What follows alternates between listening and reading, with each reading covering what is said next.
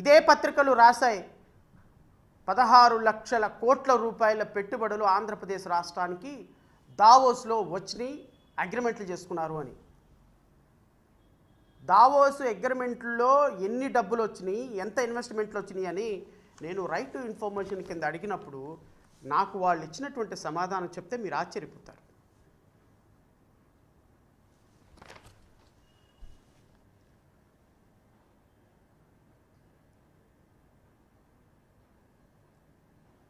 ఈ ఇన్ఫర్మేషన్ చదవటానికి కూడా నాకు సిగ్గనిపిస్తుంది.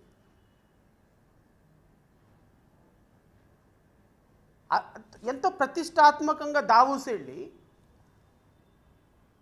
మీరు మీ నాన్నగారు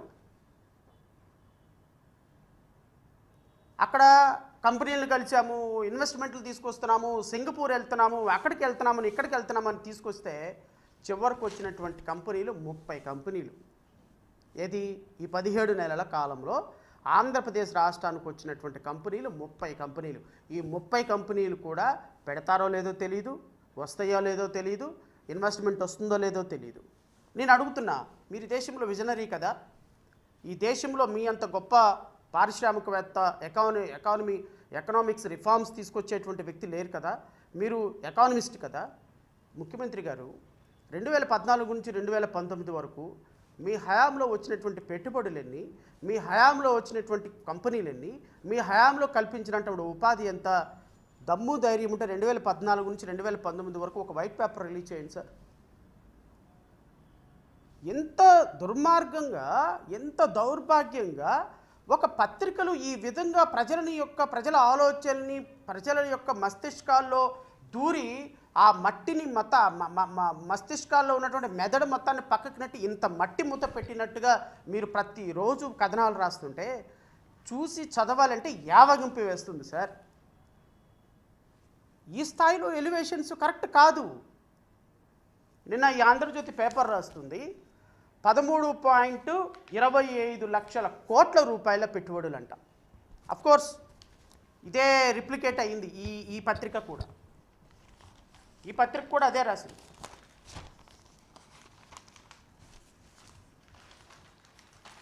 $13 లక్షల కోట్ల పెట్టుబడులు, ఎన్ని 613 ఒప్పందాలు. మీరు ఒక సంవత్సరం తర్వాత అడగండి, 613 ఒప్పందాల్లో 13 ఒప్పందాలు కూడా మెటీరియలైజ్ అవ్వవు. ఈ 13 లక్షల కోట్ల పెట్టుబడిలో 3000 కోట్ల రూపాయల పెట్టుబడి ఆంధ్రప్రదేశ్ రాష్ట్రానికి గ్రౌండింగ్ అవ్వదు. ఎందుకోసం? ఇది ఈ ఇన్ఫర్మేషనే 17 నెలల్లో మనకు వచ్చినటువంటి కంపెనీలు 30 కంపెనీలు అయితే ఈ 30 కంపెనీల్లో గట్టిగా 3000 కోట్ల రూపాయల పెట్టుబడులు గ్రౌండింగ్ అవ్వలేదు. మీరు ఇన్ని లక్షల కోట్ల పెట్టుబడులు ఆంధ్రప్రదేశ్ రాష్ట్రానికి వస్తుంటే every week reserve bank of ఇండియాకి వెళ్ళి ఎందుకు మీరు డివిడెండ్లను తాకట్టు పెట్టి, బాండ్లను తాకట్టు పెట్టి జీతాలు ఇవ్వడానికి డబ్బులు తీసుకొస్తున్నారు? సమాధానం చెప్పండి రాష్ట్ర ప్రజలకి. ఆంధ్రప్రదేశ్ రాష్ట్ర అప్పు ఎంతండి ఇప్పటికీ? 17 నెలల కాలంలో 2 లక్షల కోట్ల. మీరు 2 సంవత్సరాల్లో 2 లక్షల కోట్లు అప్పు చేస్తే మీరు రాబోయే 3 సంవత్సరాల్లో ఎన్ని లక్షల కోట్లు అప్పు చేస్తారు? 7వ తారీఖు వచ్చినప్పటికీ కూడా ఇప్పటికీ కూడా కనీసం ఉద్యోగాలకి జీతాలు ఇవ్వలేని పరిస్థితుల్లో ఈ నెల 7వ తారీఖు వరకు జీతాలు ఇవ్వలే. ఇప్పటికీ కూడా డిఎల్ రిలీజ్ అవ్వాలా, ఇప్పటికీ కూడా ఎలవెన్స్లు రిలీజ్ అవ్వాలా, ఇప్పటికీ కూడా ట్రావెలింగ్ ఎలవెన్స్ రిలీజ్ అవ్వాలా, ఇప్పటికీ మెడికల్ బిల్స్ రీఎంబర్స్ అవ్వాలా, ఇప్పటికీ కూడా జీపీ గ్రాట్యుటీ కావచ్చు, లేకపోతే ఎలవెన్స్లు కావచ్చు, రిటైర్డ్ అయిన వాళ్ళకి టెర్మినల్ బెనిఫిట్స్ ఈ రోజు వరకు 17 నెలల కాలంలో 18 నెలల కాలంలో రాలా. ఏం చేస్తున్నాం మనం? ఈ 13 లక్షల కోట్ల రూపాయలు మొన్నటిదాకా మీరు క్లెయిమ్ చేసుకున్నట్టుగా 6 లక్షల కోట్ల రూపాయల పెట్టుబడులు ఎక్కడికి వెళ్తున్నాయి? ఎవరి జేబుల్లోకి వెళ్తున్నాయి? ఏ మంత్రి గారి జేబుల్లోకి వెళ్తున్నాయి? ఏ ఉప ముఖ్యమంత్రి గారి జేబుల్లోకి వెళ్తున్నాయి? ఎస్ఐపిబి కమిటీలో గౌరవ ఉప ముఖ్యమంత్రి గారి సమక్షంలో 55,000 ఎకరాల ప్రభుత్వ భూమిని ఈరోజు దారాదత్తం చేసి 6 లక్షల కోట్ల రూపాయల ప్రభుత్వ భూమిని మీరు అమ్మేసి స్కాములు చేశారు. ఈ రాష్ట్రంలో కనీసం 10 మందికి పట్టుమని ఉపాధి కల్పించేటువంటి ఒక కంపెనీ ఎస్టాబ్లిష్మెంట్ కాలేదు. ఈ 13 లక్షల కోట్ల రూపాయల్లో ఎంత గ్రౌండింగ్ అవుద్ది అంటే ఎవ్వరికి తెలియదు. మైసూర్ బజ్జీలో మైసూర్ ఎంత ఉందో ఈ 13 లక్షల కోట్ల రూపాయల్లో డబ్బు అంత ఉంటుంది.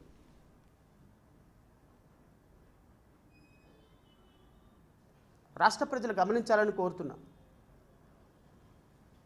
రాష్ట్ర ప్రజలు ఒకసారి ఆలోచించాలని కోరుతున్నా.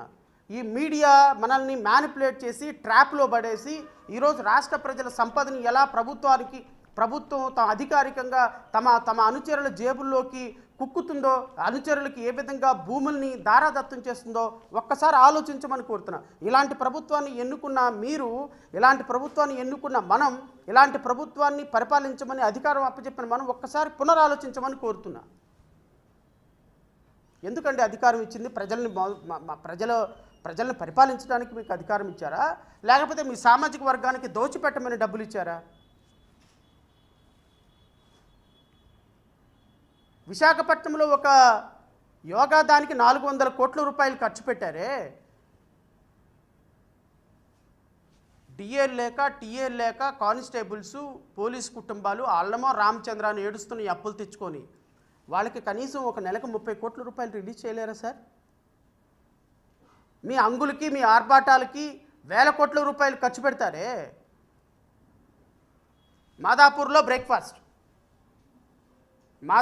బ్రేక్ఫాస్ట్, చిత్తూరులో లంచ్, మళ్ళీ సాయంత్రం మాదాపూర్లో డిన్నర్.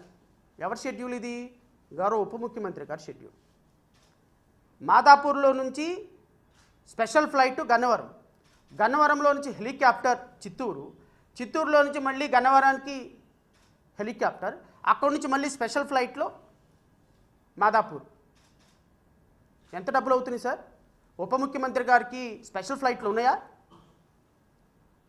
ఉప ముఖ్యమంత్రి గారు రాజ్యాంగంలో లేని పోస్ట్ అది. ఒక మంత్రికి ఏ స్థాయి ఉంటుందో ఉప ముఖ్యమంత్రి కూడా అదే స్థాయి ఉంటుంది. మరి స్పెషల్ ఫ్లైట్లు మిగతా మంత్రులకు లేనప్పుడు ఉప ముఖ్యమంత్రి గారికి ఎందుకు ఉందండి? నేను అధికారులను అడుగుతున్నా, మీరు ఏ ప్రొవిజన్ తోటి ఉప ముఖ్యమంత్రి గారికి స్పెషల్ ఫ్లైట్లు, చార్టర్ ఫ్లైట్లు మీరు ప్రొవైడ్ చేస్తున్నారు? రేపొద్దున 2029లో అధికారం కోల్పోయిన వెంటనే మొట్టమొదటి ఎంక్వైరీ అధికారుల మీద ఇదే వేయాలని నేను కోరుతున్నా. ప్రభుత్వంలో మేము భాగస్వాములు అయితే ఖచ్చితంగా దీని మీద చాలా సీరియస్ యాక్షన్ తీసుకుంటాం అధికారులపైన. ఒక ఉప ముఖ్యమంత్రికి మంత్రి మాత్రమే హోదా ఉన్న సందర్భంలో ఏ విధంగా స్పెషల్ ఫ్లైట్లు అలాట్ చేస్తున్నారు, ఏ విధంగా హెలికాప్టర్లు అలాట్ చేస్తున్నారు, ఏ విధంగా మీరు ప్రోటోకాల్ ఇస్తున్నారు? ఉప ముఖ్యమంత్రి పదవి కాన్స్టిట్యూషన్లో లేనప్పుడు, కాన్స్టిట్యూషన్లో లేని పదవిలో ఉన్న వ్యక్తికి మీరు ఏ విధంగా ఇన్ని వేల కోట్ల రూపాయల ప్రజాధనాన్ని మీరు వినియోగిస్తున్నారో సమాధానం చెప్పండి రాష్ట్ర ప్రజలకి. ఉప ముఖ్యమంత్రి వచ్చిన తర్వాత ఈ రాష్ట్రానికి జరిగిన ఒక మంచి పని చెప్పండి. 17 కుటుంబాలకి బల్బులు వచ్చినాయి, అది కూడా కేంద్ర ప్రభుత్వం ఇచ్చినటువంటి పథకం ద్వారా. అంతేగాని ఈ మహానుభావుడు చేసింది ఏమీ లేదు. నాకు తెలిసి ఈ 5 సంవత్సరాల్లో ఆంధ్రప్రదేశ్ రాష్ట్ర వ్యవసాయానికి కేటాయించే బడ్జెట్ కంటే ఈ మహానుభావుడు హెలికాప్టర్లకి కేటాయించిన డబ్బులు ఎక్కువైతే ఏమోనని అనిపిస్తుంది నాకు. నేను ఉప ముఖ్యమంత్రి గారికి కల్పించటంలో, ఉప ముఖ్యమంత్రి గారికి వారికి అధికారికంగా కేటాయించబడినటువంటి ప్రివిలేజెస్ని కేటాయించొద్దని చెప్పడం నా ఉద్దేశం కాదు. But the government must act in accordance with the law, duly following the rules and regulations. ఇంతకుముందు అందరూ బొక్క కార్లు పెట్టుకొని తిరిగేవాళ్ళు. ప్రతి ఎమ్మెల్యే, ప్రతి మినిస్టర్ రెడ్ బొక్క కార్లు పెట్టుకొని కారు మీద తిరిగేవాళ్ళు.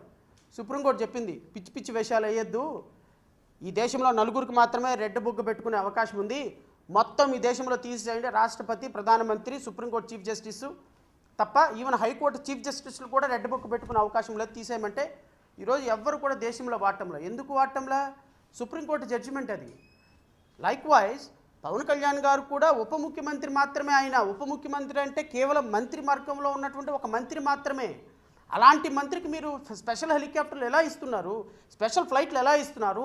ఈ బడ్జెట్ ఎక్కడి నుంచి కేటాయిస్తున్నారంటే రిక్షా తొక్కి సాయంత్రం వాళ్ళ పాప అడిగింది, డాడీ వచ్చేటప్పుడు ఒక టూత్ పేస్ట్ను ఒక సోపు తీసుకురా నానా అని వాళ్ళ పాప అడిగింది. పాప రిక్షా దొక్కేటువంటి ఆయన సాయంత్రానికి వచ్చిన 100 రూపాయలు తీసుకుని వెళ్ళి సోపు కొందామని చెప్పి షాప్కి వెళ్ళాడు. షాప్కి వెళ్ళి అయ్యా ఒక సోపును ఒక టూత్ పేస్ట్ ఇవ్వయా అని అడిగాడు. సోప్ ఏమో 40 రూపాయలండి, టూత్ పేస్ట్ ఏమో 30 రూపాయలండి, మొత్తం 70 రూపాయలండి అన్నాడు. ఈ 40 రూపాయలు 70 రూపాయల్లో రాష్ట్ర ప్రభుత్వానికి వచ్చే ఆదాయం 20 రూపాయలు. ఆ 20 రూపాయల్లో నుంచే మీరు ఈరోజు ఫ్లైట్లో తిరుగుతున్నారు ఉప ముఖ్యమంత్రి గారు, గుర్తుపెట్టుకోండి. మీకే మీ సొంత డబ్బులు మీ అన్నగారు ఎవరు ఇవ్వటంలా. రాష్ట్ర ప్రజలు కష్టపడి తినక సంపాదించిన డబ్బులతో దుబారా చేస్తుంది ఈ రాష్ట్ర ప్రభుత్వం. దుబారా చేస్తున్నారు ఈ నాయకులు. ఇదిగో 13 లక్షల కోట్ల రూపాయలు పెట్టుబడులని అధికారికంగా డాక్యుమెంట్ రూపంలోకి వచ్చేసరికి 3,000 కోట్ల రూపాయల పెట్టుబడులు కూడా రాష్ట్రానికి రాకపోతుంటే అప్పులకు పరిగెత్తక ఎక్కడికి పరిగెడతారండి?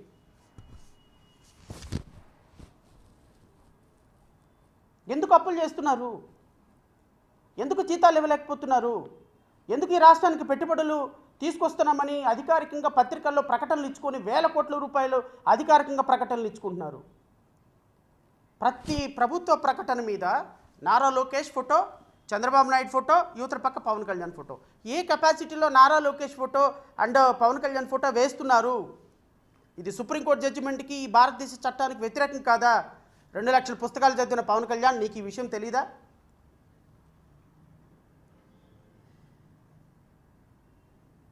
ఎట్లా రాష్ట్రంలో ఏ ఒక్కటి కూడా ట్రాన్స్పరెంట్గా జరగటంలా, కానీ మీరు మాత్రం నా రాజ్యం నా రామరాజ్యం